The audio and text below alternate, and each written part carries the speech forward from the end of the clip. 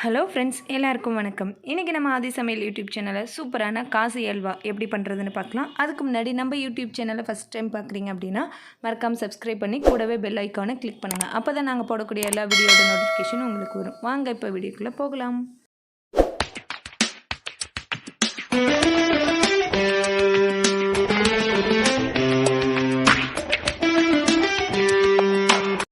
இந்த அல்வா ரெடி பண்ணுறதுக்கு ஒரு அடிகனமான பாத்திரத்தில் நான் 2 டேபிள் ஸ்பூன் அளவுக்கு நெய் விட்டுக்கிறேன்.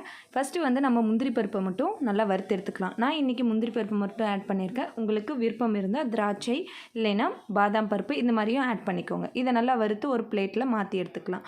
அதுக்கப்புறம் நீர் பூசணிக்காவை நான் 2 கிலோ நீர் பூசணிக்காவை நல்லா துருவி அதோட தண்ணி எல்லாம் வடிகட்டி இந்த மாதிரி நான் எடுத்துருக்கேன். இது கிட்டத்தட்ட 300 கிராம், ஒரு கப் அளவுக்கு. நீங்கள் எந்த கப்பில் எடுக்கிறீங்களோ அதே கப் அளவுக்கு சுகர் ஆட் பண்ணிக்கோங்க.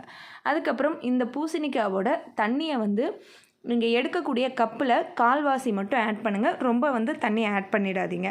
ஆட் பண்ணதுக்கப்புறம் ஒரு மூடியை போட்டு இதை நல்லா நம்ம வேக வச்சுக்கலாம். நம்ம ஆட் பண்ணி வச்சுருக்கிற இந்த தண்ணி எல்லாம் வந்து நல்லா ட்ரை ஆகி இந்த அளவுக்கு நல்லா திக்காக வந்துருக்கணும். அதே சமயத்தில் நம்ம போட்டிருக்க அந்த நீர் பூசணிக்காய் நல்லா வந்து மசிஞ்சு வெந்திருக்கணும். அந்த அளவுக்கு இருக்கணும். நம்ம ஆல்ரெடி திருவி இருக்கனால நம்மளுக்கு இந்த நீர் பூசணிக்காய் சீக்கிரமே வெந்துடும்.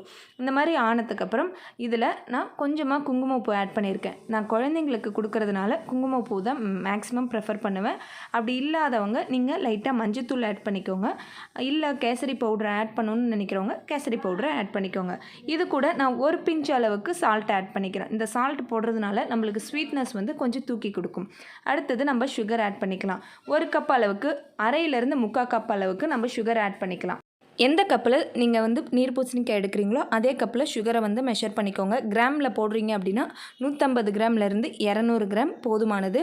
நீங்கள் ஈக்குவலாக போட்டிங்க அப்படின்னா இனிப்புத்தன்மை வந்து ரொம்ப அதிகமாக தெரியும். ஏன்னா அந்த நீர் பூசணிக்காயில் கொஞ்சம் வாட்டரியாக இருக்கிறதுனால உங்களுக்கு இனிப்பு வந்து அதிகமாக தெரியும்.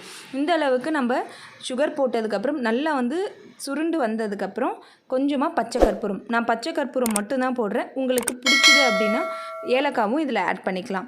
நான் இன்றைக்கி பச்சை கற்பூரம் மட்டும் போட்டு இதை நல்லா மிக்ஸ் பண்ணிவிட்டு இன்னும் நல்லா திக்காகிற அளவுக்கு நம்ம இதை வேக விடலாம்.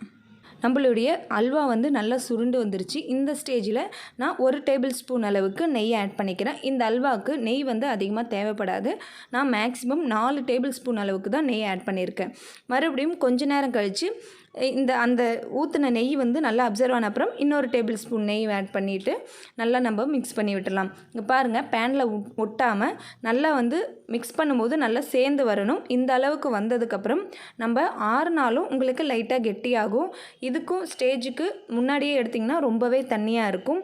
அதனால் இந்த அளவுக்கு வந்து நீங்கள் வேக விட்டுக்கோங்க. அதுக்கப்புறம் கடைசியாக நம்ம வறுத்து எடுத்து வச்சுருக்க முந்திரி பருப்பை ஆட் பண்ணிக்கலாம். ஆட் பண்ணி நல்லா மிக்ஸ் பண்ணிவிட்டு கடைசியாக 1 டேபிள் ஸ்பூன்லேருந்து 2 டேபிள் ஸ்பூன் அளவுக்கு நம்ம நெய் ஆட் பண்ணிடலாம். இந்த இது வந்து நல்லா சூடாக இருக்குது. நீங்கள் கொஞ்சம் மாறினதுக்கப்புறம் பார்த்தீங்கன்னா நல்லாவே வந்து திக்காயிடும் இந்த நீர் பூசணிக்காய் அல்வா. நீங்கள் ரொம்ப நேரம் விட்டீங்க அப்படின்னாலும் மிட்டாய் மாதிரி ரொம்ப வந்து ஹார்டாகிடும். அதனால் ரொம்ப நேரம் விட வேணாம். இந்த ஸ்டேஜில் வந்து நம்ம கொஞ்சமாக நெய்யை ஆட் பண்ணிவிட்டு இதை வந்து நம்ம ஒரு பிளேட்டில் மாற்றிக்கலாம். சூப்பரான காசி அல்வா, அதாவது நீர் பூசணிக்காய் அல்வா வந்து ரெடி ஆகிடுச்சு. கண்டிப்பாக இதை உங்கள் வீட்டில் நீங்கள் ட்ரை பண்ணி பாருங்கள். ட்ரை பண்ணி பார்த்துட்டு எப்படி இருக்குன்னு சொல்லி மறக்காமல் கமெண்ட் பாக்ஸில் கமெண்ட் பண்ணுங்கள். கண்டிப்பாக இந்த வீடியோ உங்களுக்கு யூஸ்ஃபுல்லாக இருந்திருக்கும், பிடிச்சிருக்கும் நம்புகிறேன். இந்த வீடியோ உங்களுக்கு பிடிச்சிருந்தா எங்கள் யூடியூப் சேனலை சப்ஸ்கிரைப் பண்ணிவிட்டு இந்த வீடியோவை லைக் பண்ணுங்கள், உங்கள் ஃப்ரெண்ட்ஸுக்கு ஷேர் பண்ணுங்கள். இந்த வீடியோ பற்றின கமெண்ட்ஸை வந்து கமெண்ட் பாக்ஸில் மறக்காமல் கமெண்ட் பண்ணுங்கள். தேங்க்ஸ் ஃபார் வாட்சிங்.